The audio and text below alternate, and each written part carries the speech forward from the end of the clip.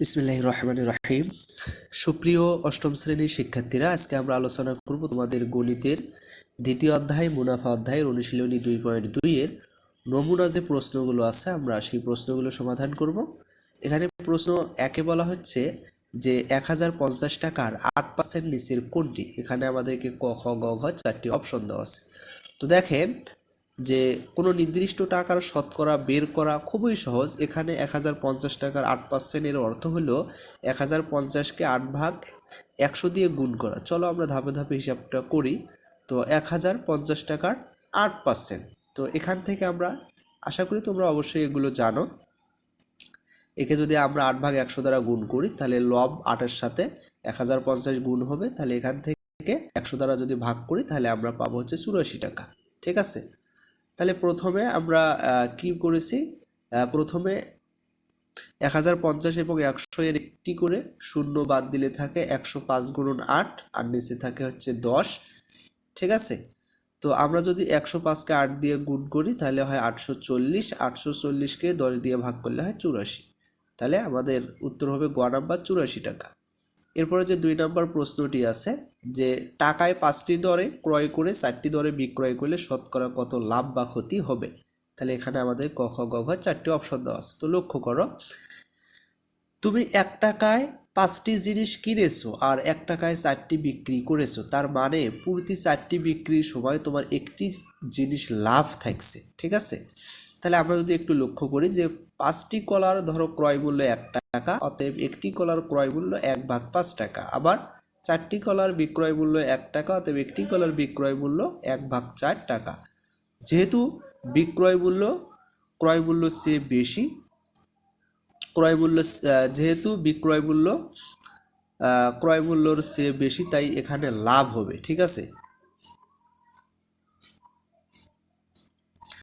আচ্ছা তাহলে এখানে আমাদের হচ্ছে লাভ কত হবে, আমরা যদি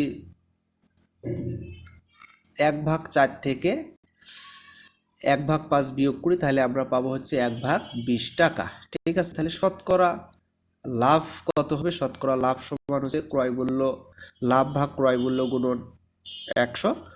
তো তাহলে এখান থেকে আমরা পাবো হচ্ছে 25%, অর্থাৎ আমাদের উত্তর হবে 25%। ঠিক আছে, প্রশ্ন 3 যে 10% হার মুনাফায় 200 টাকার 3 বছরের চক্রবৃদ্ধি মুনাফা 66 টাকা হলে, এখানে 3টা অপশন দেওয়া আছে যে সরল মুনাফা 60 টাকা, চক্রবৃদ্ধি মুনাফায় সবৃদ্ধি মূলধন 266 টাকা, চক্রবৃদ্ধি মুনাফা ও সরল মুনাফার পার্থক্য 6 টাকা, নিচের কোনটি সঠিক। তো দেখেন এখানে উদ্দীপক থেকে দেওয়া আছে আসল 200 টাকা, মুনাফার হার 10%, সময় হচ্ছে 3 বছর এবং চক্রবৃদ্ধি মুনাফা হচ্ছে 66 টাকা। ঠিক আছে, এখন আমরা প্রতিটি উক্তি যাচাই করব। তাহলে 1 নম্বরে সরল মুনাফা, তাহলে সরল মুনাফার আমরা যদি সূত্র প্রয়োগ করি তাহলে এখান থেকে আমরা পাই হচ্ছে 60 টাকা, যা সঠিক। 2 নম্বরে বলা আছে যে সবৃদ্ধি মূলধন, তো এখান থেকে সবৃদ্ধি মূলধন সমান আমরা জানি যে আসল আর চক্রবৃদ্ধি মুনাফা। ঠিক আছে, তাহলে আসল 200 টাকা, চক্রবৃদ্ধি মুনাফা 66 টাকা, তাহলে 266 টাকা যা রাইট। আর 3 নম্বরে হচ্ছে মুনাফার পার্থক্য সমান আমরা জানি যে চক্রবৃদ্ধি মুনাফা থেকে সরল মুনাফা বাদ দিতে হবে 6 টাকা, যা সঠিক। 3টাই সঠিক। যেহেতু এখানে 3টি উক্তি সঠিক, তাই আমরা বলতে পারি সঠিক উত্তর হবে ঘ নাম্বারটা। এরপরে হচ্ছে আমাদেরকে একটা উদ্দীপক দেওয়া আছে যে জামিল সাহেব বার্ষিক 10% মুনাফায় ব্যাংকে 2000 টাকা জমা রাখেন।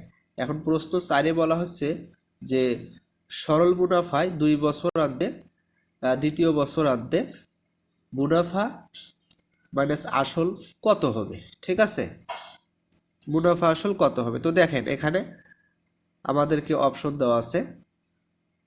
তাহলে জামিল সাহেবের আসল টাকা 2000 এবং মুনাফার হার 10%, 2 বছর পর কত টাকা হবে সেটা বের করতে হবে। তাহলে দ্বিতীয় বছরে মুনাফা কত হবে, দ্বিতীয় বছরে মুনাফা হবে আসল গুণন সময় গুণন হার ভাগ 100। তাহলে এখান থেকে আমরা পাই হচ্ছে 400 টাকা। তাহলে মুনাফা আসল ইকুয়াল আমরা জানি আসল প্লাস মুনাফা, তাহলে মুনাফা আসল আমাদের 2000 যোগ 400 ইকুয়াল 2400 টাকা। তাহলে সঠিক উত্তর হবে 2400 টাকা। এরপরে যে 5 নম্বর প্রশ্ন যে প্রথম বছরান্তে চক্রবৃদ্ধি মূলধন কত হবে, এখানে 4টা অপশন দেওয়া আছে। তাহলে দেখেন প্রথম বছর শেষে সরল মুনাফা আর চক্রবৃদ্ধি মুনাফার মধ্যে কোনো পার্থক্য থাকে না। তাহলে প্রথম বছর শেষে সরল মুনাফা আর চক্রবৃদ্ধি মুনাফার মধ্যে কোনো পার্থক্য থাকে না। তাহলে প্রথম বছরে মুনাফা আমরা যদি সূত্রটি দেখি তাহলে এখান থেকে পাবো 200 টাকা। তাহলে প্রথম বছরান্তে মূলধন কত হবে? 2000 যোগ 200 ইকুয়াল 2200 টাকা। অথবা সূত্রের সাহায্যে চক্রবৃদ্ধি মূলধন সূত্র অনুযায়ী যদি আমরা প্রয়োগ করি তাহলেও আমরা পাবো 2200 টাকা। তাহলে সঠিক উত্তর হবে ঘ নাম্বার 2200 টাকা।